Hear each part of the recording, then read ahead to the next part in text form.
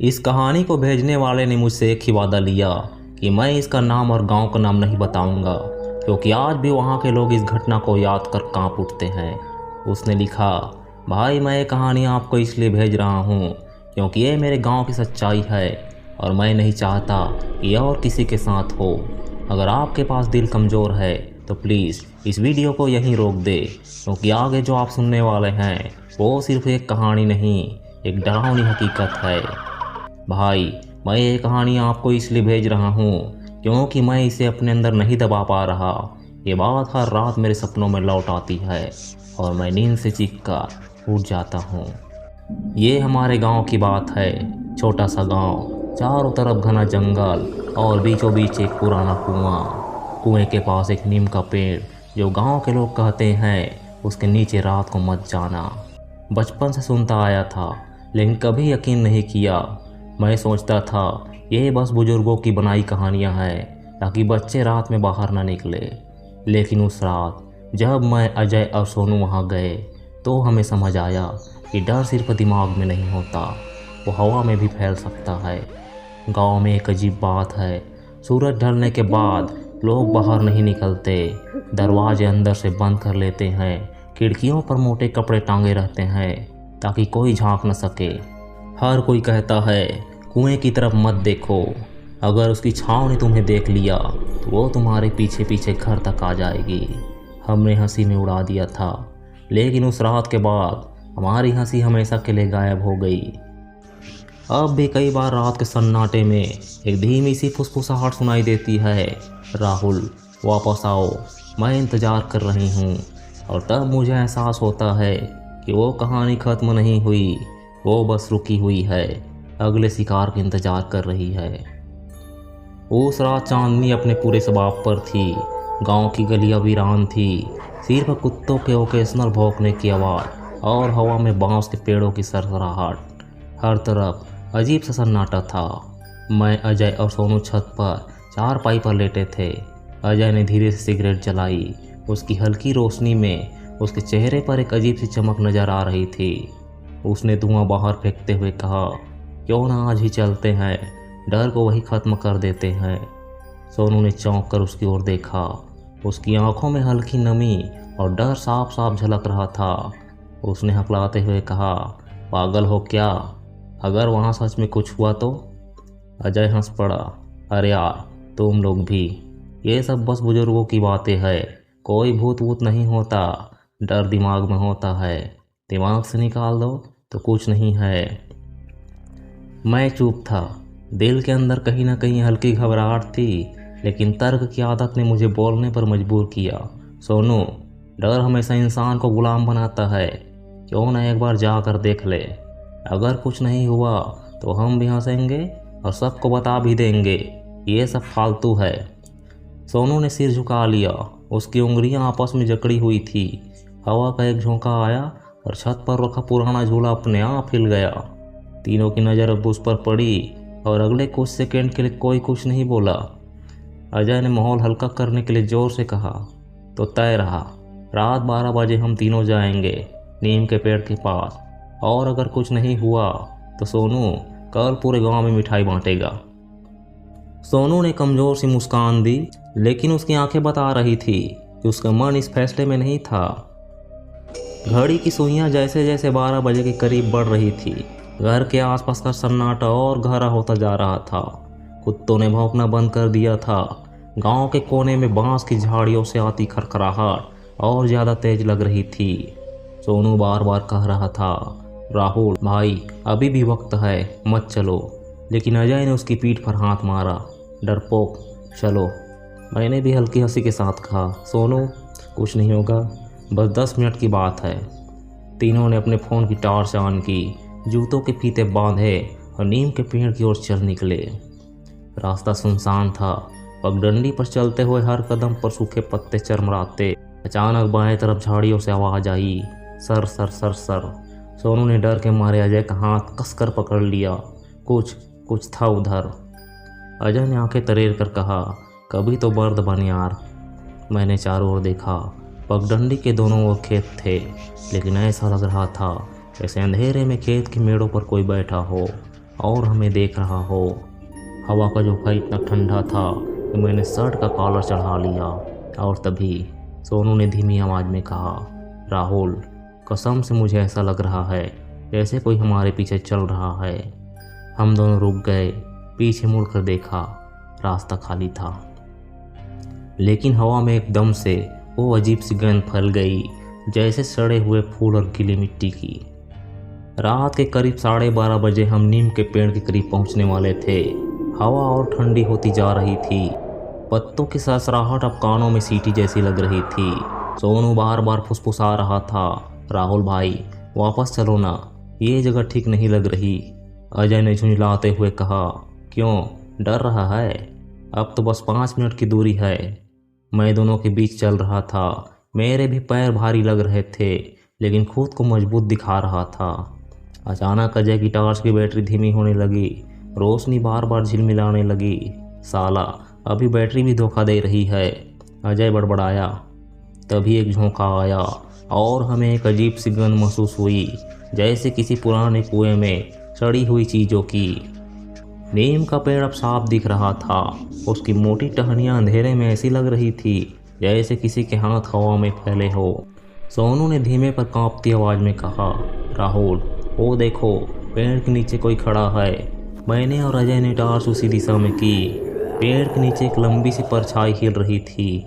अजय ने हंसने की कोशिश की, अरे ये पेड़ की छाव है, डरने की ज़रूरत नहीं। लेकिन सोनू ने मेरा कंधा कसकर पकड़ लिया और बोला, छाव हवा में क्यों हिल रही है और वो उल्टी कैसे हो सकती है? तभी एक धीमी सी फुसफुसाहट हवा में गूंजी, क्यों आए हो? आवाज़ किसी इंसान की नहीं थी, उसमें एक गूंज थी, जैसे कुएं के अंदर से कोई बोल रहा हो। तीनों एक दूसरे की तरफ देखने लगे। अजय ने कांपती आवाज़ में कहा, किसने बोला? लेकिन जवाब में वो सिर्फ वो फुसफुसाहट और तेज हो गई। चले जाओ, अभी भी वक्त है। मेरे रोंगटे खड़े हो गए।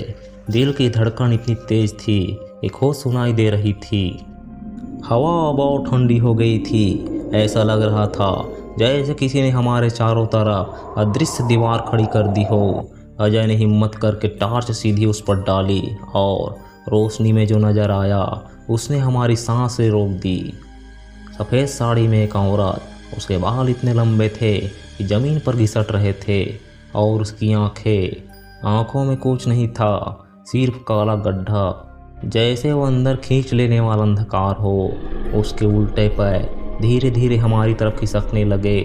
सोनू के पैरों में अचानक कुछ ठंडा और गीला सा लिपट गया। वो चीख पड़ा, राहुल, अजय, ये क्या है? छोड़ मुझे, हाय माँ। उसकी आवाज़ गले में फंसने लगी। हुक। हम दोनों जड़ हो गए। पैरों में मानो जान ही नहीं बची थी। उस औरत ने धीरे धीरे हाथ उठाया। उसकी उंगलियां असामान्य रूप से लंबी थी और नाखून पिघले हुए लोहे जैसे काले। सोनू अब ज़मीन पर घिसटने लगा, जैसे किसी ने उसे पकड़कर खींचना शुरू कर दिया हो। अजय ने कांपती आवाज़ में कहा, राहुल, कुछ कर भाई। लेकिन मैं भी पत्थर की मूर्ति बन चुका था। तभी हवा में फिर वही गूंज उठी, तुम्हें चेतावनी दी थी, अब तुम नहीं बचोगे। सोनू की सांसें अब फटी फटी सी लग रही थी। उसकी आंखें लाल हो चुकी थी, जैसे कोई उसका दम घोट रहा हो। और अचानक परछाई ने जोर से चीखा, जाओ, वरना अगला मैं नहीं छोड़ूंगी। अगले ही पल वो गायब हो गई। सोनू जमीन पर गिर पड़ा। उसकी सांसें तेज थी और चेहरा सफ़ेद हो चुका था। किसी तरह हम सोनू को पकड़कर घर वापस लाए। उसके शरीर में इतनी भी ताकत नहीं बची थी कि वो खुद चल सके। रास्ते में गांव इतना सन्नाटा था कि हमारे कदमों की आहट भी तेज लग रही थी। हर गली के कोने पर ऐसे लग रहा था जैसे कोई खड़ा है और हमें देख रहा है। सोनू का चेहरा पूरी तरह सफ़ेद हो चुका था, होंठ नीले पड़ गए थे। उसकी आंखें बार बार ऊपर की तरफ पलट रही थी। हम तीनों जैसे ही सोनू के घर पहुंचे, उसकी माँ ने दरवाज़ा खोला और चिल्ला पड़ी, क्या हुआ मेरे बेटे को? ये किस हालत में है? अजय और मैंने बहाना किया, कुछ नहीं आंटी, ज़्यादा डर गया है, नींद की कमी है। और सच्चाई हम दोनों ही जानते थे। सोनू को बिस्तर पर लिटाया गया, लेकिन तभी कमरे में हल्की हल्की सरसराहट होने लगी। खिड़की के पर्दे बिना हवा के हिल रहे थे मैंने अजय की ओर देखा। उसकी आंखों में भी वही डर था जो मेरे दिल में था। रात करीब 3 बजे अजय और मैं सोनू के कमरे के बाहर बैठे थे। तभी अंदर से हल्की सी आवाज़ आई। क्यों आए थे? हमने चौंक कर एक दूसरे को देखा। फिर सोनू की चीखें सुनाई दी। छोड़ो मुझे, मैं नहीं जाऊंगा वहाँ। हम कमरे में भागे। सोनू चारपाई पर सीधा बैठा था। उसकी आंखें खुली थी लेकिन पुतलियाँ गायब थी। बस सफ़ेद भाग नजर आ रहा था। उसने धीमी आवाज़ में कहा, वो आ रही है, खिड़की के पास है। हमारी नज़रें खिड़की की ओर गई। पर्दे के पीछे किसी के खड़े होने की हल्की परछाई नजर आई। रात गहराती जा रही थी। सोनू की माँ रोती जा रही थी और कह रही थी, मेरा बेटा तो पहले ऐसा नहीं था, इसको किसी की बुरी नज़र लग गई है। अजय ने मुझे धीरे से कहा, राहुल, ये सब अजीब हो रहा है। क्या सच में वो साया हमारे घर तक साथ में आ गया है? मैंने सिर हिलाया लेकिन दिल में एक अजीब सा डर बैठा था। अगले दिन जब दोपहर में सोनू को देखने गए तो कमरे में घुप अंधेरा था। खिड़कियां खुली थी लेकिन रोशनी अंदर नहीं आ रही थी, जैसे कमरे ने खुद ही रोशनी को रोक लिया हो। सोनू कमरे में दीवार की तरफ मुंह करके बैठा था। उसकी पीठ पर नाखूनों के ताजे निशान थे, जैसे किसी ने जोर से खरोचा हो। मैंने डरते हुए पूछा, सोनू सब ठीक है? कोई जवाब नहीं आया। फिर उसने धीमी बेसुरी आवाज़ में कहा, तुमने उसे देखा, उसने तुम्हें देख लिया, अब कोई नहीं बच सकता। उसी रात सोनू की माँ की चीख सुनाई दी। मैं और अजय दौड़कर अंदर गए। कमरे के दरवाजे के पास कुछ काला सा धुंधला साया खड़ा था। उसकी आकृति इंसान जैसी थी लेकिन चेहरा नज़र नहीं आ रहा था। अचानक वो साया दीवार में समा गया और कमरे का तापमान एकदम गिर गया। सोनू बिस्तर पर पड़ा पड़ा जोर जोर से हंस रहा था। उसकी हंसी किसी बूढ़ी औरत जैसी थी। अगले दिन गांव के एक बुजुर्ग ने हमें बुलाया और फुसफुसा कर कहा, उस पेड़ के नीचे जो है वो छोड़ती नहीं, उसे बस एक ही इंसान रोक सकता है, बाबा देवकीनाथ। अजय ने पूछा, कौन बाबा? बुजुर्ग ने कांपती आवाज़ में कहा, वो ही जो बरसों पहले उस साये को बांध कर रखा था लेकिन अब वो खुद जंगल में छुपा है। अगले दिन सूरज ढलने से पहले ही अजय और मैं जंगल की ओर निकल पड़े। बुजुर्ग ने चेतावनी दी थी, जंगल में रात मत रुकना, वहाँ पेड़ सिर्फ पेड़ नहीं होते, कुछ और भी है। लेकिन हमारे पास कोई और भी रास्ता नहीं था। सोनू की हालत हर घंटे बिगड़ रही थी। वो अब खाना पीना छोड़ चुका था, आंखें लाल और गले में अजीब सी खराश वाली आवाज़। जैसे ही हम जंगल में घुसे, हवा एकदम ठंडी हो गई। पत्तों की सरसराहट अब इंसानी फुसफुसाहट जैसी लग रही थी। हर पेड़ की जड़ के पास मिट्टी में उभरी अजीब आकृतियाँ थी, जैसे कोई चेहरे हो जमीन में दबे हो। अजय ने फुसफुसाते हुए कहा, राहुल, ये जगह सही नहीं लग रही। मैंने भी महसूस किया कि हमारे पीछे कोई चल रहा है, लेकिन जब मुड़ कर देखा तो बस खाली पगडंडी। करीब आधा घंटा चलने के बाद हमें एक पुराना झोपड़ा दिखा। झोपड़े के बाहर सूखे नीम के पत्तों की माला लटक रही थी। अंदर से धुएं की हल्की लकीरें बाहर आ रही थी और एक गहरी धीमी सी आवाज़ सुनाई दे रही थी, तुम आ ही गए। हम दोनों जड़ हो गए। हमने दरवाज़ा भी नहीं खटखटाया था। अजय ने डरते हुए कहा, राहुल, ये कैसे जानता है कि हम आ रहे हैं? हम जैसे ही अंदर घुसे, वहाँ चारों तरफ काले धागों और राख से बने चिन्ह बने हुए थे। एक बूढ़ा आदमी आंखें बंद करके बैठा था। उसकी दाढ़ी घुटनों तक पहुँच रही थी और शरीर पर राख लगी थी। उसने आंखें खोली और उसकी आंखों में अजीब सी चमक थी। उसने धीमी आवाज़ में कहा, उस साये से बचना आसान नहीं। उसने सोनू को नहीं, तुम दोनों को भी देख लिया है। बाबा देवकीनाथ ने अपनी आंखें खोली। उनकी नज़रें इतनी गहरी थी कि ऐसा लगा जैसे वो हमारे भीतर झांक रही हो। उन्होंने धीमी आवाज़ में कहा, तुम्हें लगता है वो पेड़ बस एक पेड़ है? नहीं, वो एक दरवाज़ा है, उस दुनिया का दरवाज़ा जहाँ से ये साया आया। मैंने कांपती आवाज़ में पूछा, वो कौन है? बाबा ने लंबी सांस ली। वो एक आत्मा नहीं, वो एक छाया है, नाम रहित, चेहरा रहित, लेकिन भूख से भरी हुई। जो भी उसकी छाँव में गया वो उसकी नज़र में कैद हो गया। अजय ने घबरा कर कहा, तो सोनू को बचाने का कोई तरीका है या नहीं? बाबा ने राख से भरे हाथ ऊपर उठाए। और फुसफुसाते हुए बोले, साया ताकतवर है, उसे रोकने के लिए किसी को उसकी जगह लेनी होगी, किसी को अपनी छाया छोड़नी होगी। मैं और अजय दोनों सख्ते में आ गए। बाबा ने चेतावनी दी, तुम्हारे पास 3 रातें हैं, अगर तीसरी रात तक उपाय न किया तो सोनू की आत्मा को हमेशा के लिए निगल जाएगा। उसी वक्त सोनू के घर में उसकी माँ की चीखें गूंज रही थी। कोई दरवाज़ा खटखटा रहा है, कोई खिड़की से झांक रहा है। कमरे में सोनू दीवार पर सीट पटक रहा था। उसकी आवाज़ अब और भी डरावनी हो चुकी थी। राहुल, अजय, जल्दी आओ, उसने कहा है, अगर तुम नहीं आए तो वो सबको ले जाएगी। खिड़की के बाहर कोई लटकता हुआ साया दिख रहा था। उसकी आंखें लाल जल रही थी और वो धीरे धीरे खिड़की के कांच पर नाखून रगड़ रहा था। तीसरी रात की शुरुआत ही डरावनी थी। आसमान में बादल काले हो चुके थे और बिजली बिना गरज के चमक रही थी, जैसे किसी ने ऊपर से निगाह गड़ा दी हो। बाबा देवकीनाथ ने हमें आखिरी चेतावनी दी, साया अब कमज़ोर नहीं, वो जानता है तुम उसे ख़त्म करने आए हो। याद रखो, एक भी गलती और तुम तीनों उसकी छाँव में समा जाओगे। मैंने अजय की ओर देखा। उसके चेहरे पर पसीने की बूंदें थी और होंठ काँप रहे थे। सोनू की हालत अब और ख़राब थी। उसका शरीर नीला पड़ चुका था और हर सांस जैसे किसी भारी पत्थर को उठाने जैसी लग रही थी। बाबा ने हमें नीम के पेड़ के पास रात 12 बजे पहुंचने को कहा। हम दोनों टार्च लिए धीरे धीरे पगडंडी पर बढ़ रहे थे। हर तरफ से अजीब आवाज़ें आ रही थी, बच्चों की हंसी, किसी बूढ़ी औरत की फुसफुसाहट और कदमों की खुरखुराहट।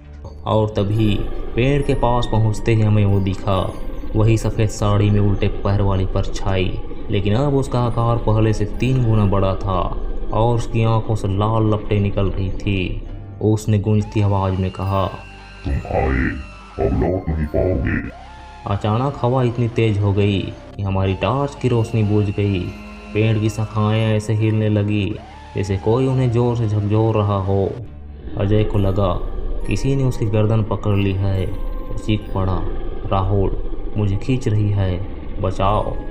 मैं जैसे ही उसकी ओर भागा, जमीन के नीचे से काली परछाइयाँ निकल कर हमारे पैरों में लिपट गई।